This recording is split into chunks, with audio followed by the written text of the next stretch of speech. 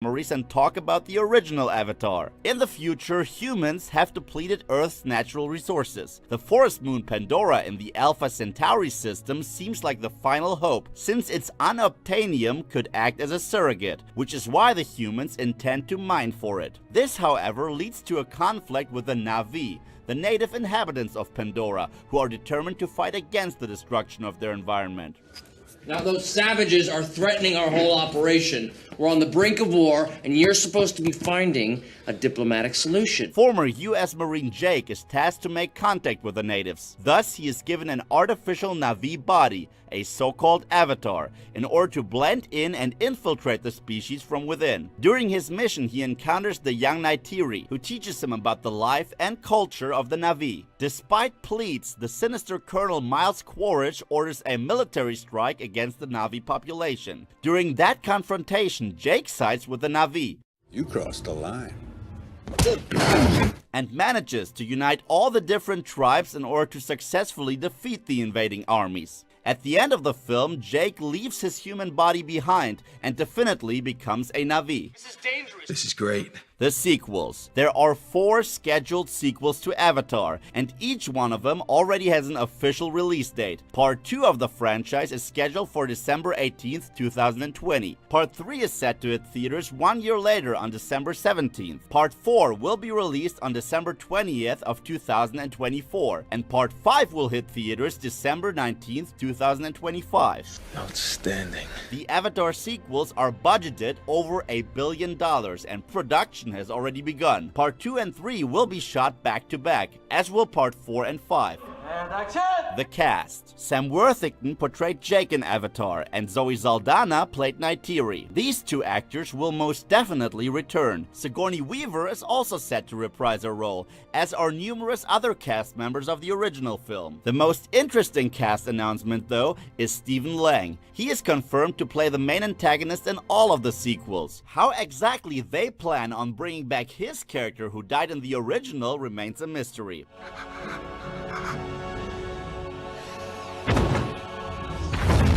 Aside from familiar faces of the original, there will be newcomers to the franchise as well, especially multiple younger talents like Jamie Flatters, Britton Dalton, and Trinity Bliss. These 3 are set to portray the children of Jake and Neytiri. The other newcomers are set to play the children of a new Pandora tribe, members of the so-called Metkaina, who are skilled hunters and divers. According to the latest news, Kate Winslet, who already worked with Cameron on Titanic, will be part of at least one of the sequels. Regarding her character, merely the name has been confirmed: Ronell.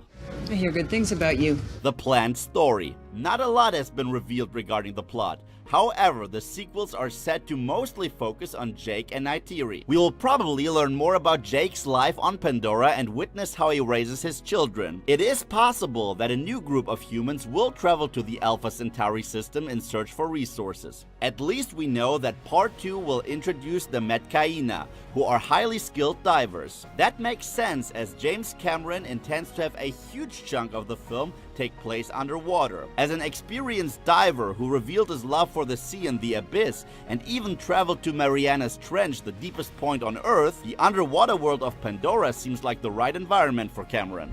And here we go. Moment of truth. Uh-oh, that's not good. Since there has not been revealed too much regarding the plot, we will now tell you what we would like to see in the upcoming sequels. Let's dance. We want variety. This could be the biggest challenge for the sequels. After all, the films will continue to deal with the battle between humans and the Na'vi, which does not exactly sound like a lot of variety. However, if every single film chose to focus on a different aspect of this battle, while simultaneously incorporating the fate of Jake and his family, Avatar would have the chance to become an exciting space epic that touches on different generations.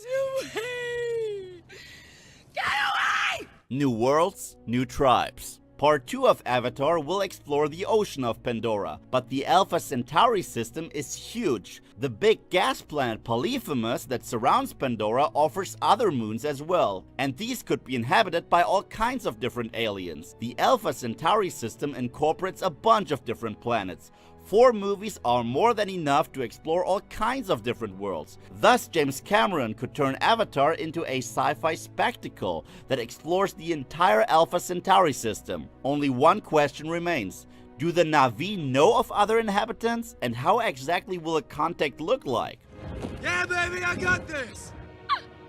A visit on Earth? 4 new films will very likely introduce several new people from Earth who are desperately trying to get their hands on the Na'vi's precious resources. But wouldn't it be interesting to return to Earth itself for a change? Maybe Jake could act as an ambassador of the Na'vi, who visits Earth in order to negotiate some kind of peace accords. That would seem like a nice contrast to the beautiful worlds of Pandora. The dirty and dying Earth could become an interesting place and really drive the point home that it is important to appreciate nature.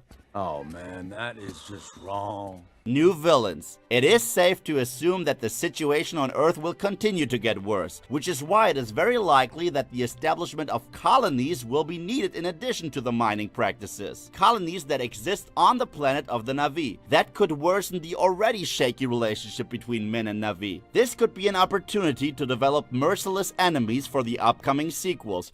Look at all that cheddar. For example, soulless generals who fight the armies of the Na'vi, cold-blooded industrials who continue to build more settlements,